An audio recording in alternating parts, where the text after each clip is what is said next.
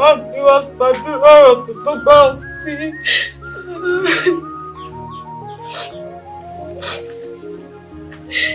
Kì í ṣe pé èmi ni ó fún un lóyún o. Ìyẹn lè fi hàn náà ní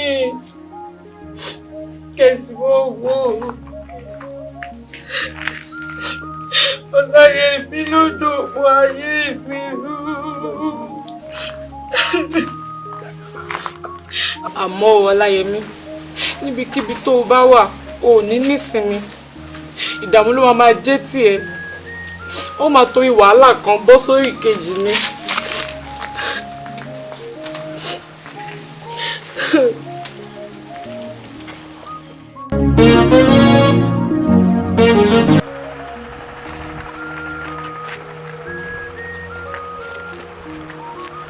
Hello, ọ̀gá. Báwo ni?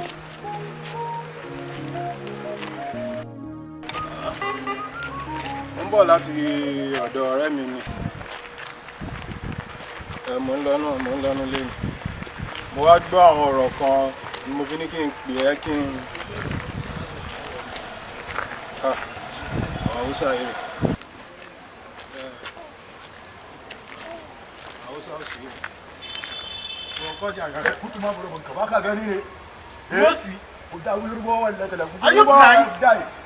Kutuma buroba kai za kutuma burobon ku gaba daya da bawaran buroban ku wallahi ma kutun foye da ni kilin foye buroban an kutuma buroba kashe ku ya ba kina so baba ina ba Allah ba ku san mu ba loye baba ni wille baba yoruba masu buroba ina ne mu ne gaba da masu garin nan za ku kutuma buroban ku an wai ni luyi ne wallahi kashe yan kashe da an buroba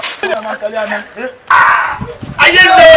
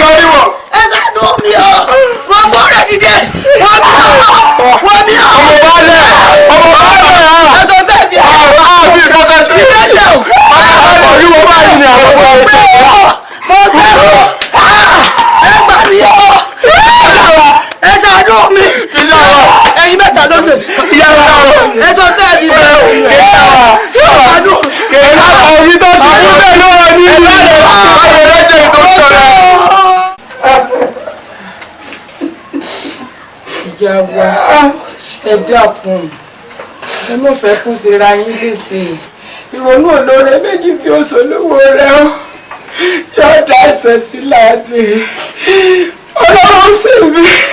Adétọ́nà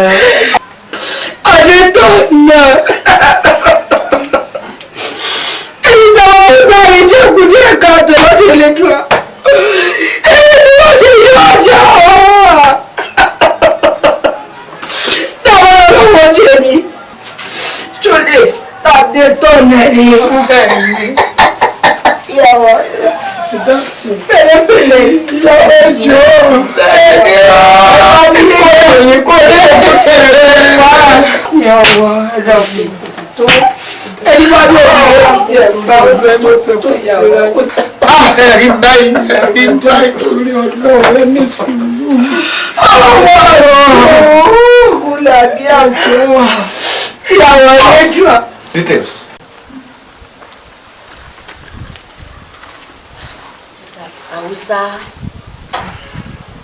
Haúsá Yorùbá ò lè fún Haúsá ní tí wọ́n fẹ́ nítorí pé ìṣe wọn ni ìwà wọn ni kò sì ní fi wọ́n sílẹ̀ láéláé. Ṣé orí Haúsá tó ń wò tí Haúsá bá ń bá ọ jẹ tẹjọ́ mú tí ẹ sì jọ fi ọwọ́ méjèèjì tẹ fi jọ ń bu oúnjẹ sẹ́yìn tí ẹ jọ ń wọ aṣọ kan papọ̀ ní àkókò kan náà tí Haúsá bá gbọ́ láfẹ́fẹ́ pé ẹ̀yà òun ó ń bẹ ẹ̀yà míì jà gbogbo ara l'Haúsá ò fi jà Haúsá ọ̀mù ẹ lọ́rẹ̀ẹ́ mọ̀ ogun ti dé nù wàhálà bẹ̀rẹ̀ nu. ṣé lóòótọ́ bẹ́ẹ̀ ni tó bá wá rí bẹ́ẹ̀ kí wàá l'Haúsá wulẹ̀ ń fapá jánu sí.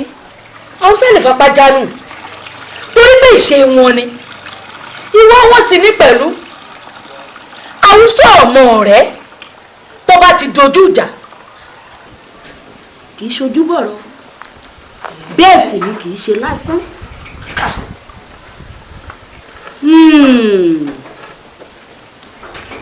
Ó mà ṣe o fún odidi ọdún 17 tí mo máa fi gbé nílẹ̀ Haúsá.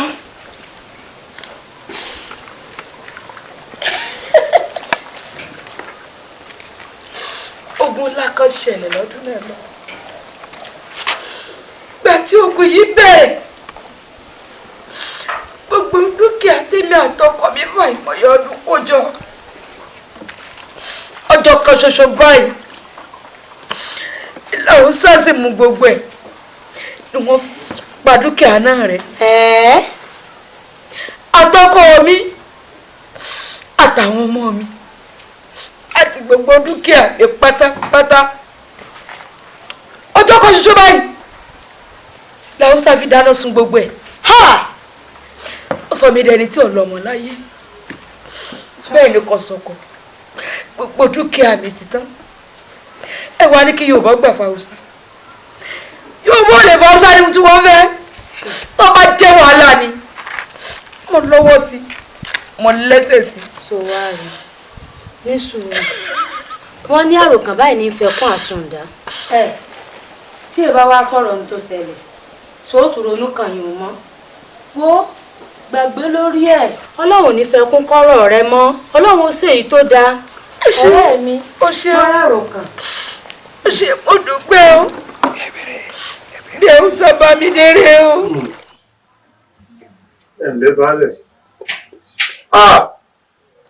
ní rírú ẹ̀ mọ́ Èdùmàrè ọba ní sẹ́ mọ́ àmọ́ mo fẹ́ kẹ́ ẹ rántí pé àmì kan tàbí àpọ̀jù òbí ẹ̀kún ẹ wò mí gbogbo wa ló gbà kódà o ẹ gbọ́ ẹ sì rántí pé olórí ìlú ni yín o àtọ́ba àti baálẹ̀ owó ìsọ̀fọ̀ orí wọn bá sọ̀fọ̀ nǹkan bàjẹ́ kódà o ẹ̀yin nìkan kọ́ lọ́rọ̀ ibà gbogbo wa pátá lọ́jọba ọba dáadáa ọba tó jọ bàbá rẹ̀ bí ìmọ̀ rẹ̀ ọba jẹ́ olókèrè nígbà tó jẹ́ pẹ̀yìn lẹ́yìn ọ̀dọ̀ ó sì fẹ́ bí ẹ lókùdó ẹ̀yin ni wọn náà lò alálẹ̀ yóò lọ jẹ́ ìyá wọn gbọ́dọ̀ bọ̀ wọ ọjọ́ gbogbo yẹn náà kù tán. Baálẹ̀ ẹ kú ọ̀rọ̀ mi àní rírú ẹ̀ mọ́ o ṣe rí wípé iná ti jó lórí kókó ní baálẹ̀ ó ti wá ń di gbogbo ọgbọ́n tí ń di lemọ́lemọ́ jù nínú ìlú wa yìí o. Tí mo ní lérò ni pé bóyá ká kọ́kọ́ fi ṣe lè bẹ̀rẹ̀ ẹ bá ń sọ fún gbogbo òbí bẹ́ẹ̀ sì pa láago ni ọ̀hún láago káàkiri tí wọ́n bá ti ń dago 9 alẹ́ kí kálukú ọmọ wọlé bó bá ti ń dago 2 àárọ̀ tí wọ́n sì máa jáde àbí kí lè rí. ọ̀dà abẹ́ ẹ wò bẹ́ ká wá ké sáwọn abọ́ rẹ̀ kí wọ́n fi orò kún wọ́n fi orò ní gbogbo àsìkò tí ṣe lè bá wà ẹni tí wọ́n bá ti rí lọ́gàdọ́ wọ́n forò gbé lọ tèfètèfè àwọn kan yẹn. Can you come to my house tomorrow? To do what? To come to your house for what? Do you want me to waste my life? Kana so wa a kashe ni? Me yasa kake haka ne wai? Kana so ka kashe ni ne da wannan matsalar da yake faruwa a garin nan? Baka san cewa ku Yarbawa kuna kashe Hausawa ba? Kana so kawai in zo kawai wajen ka saboda me? Dan Allah bana so da.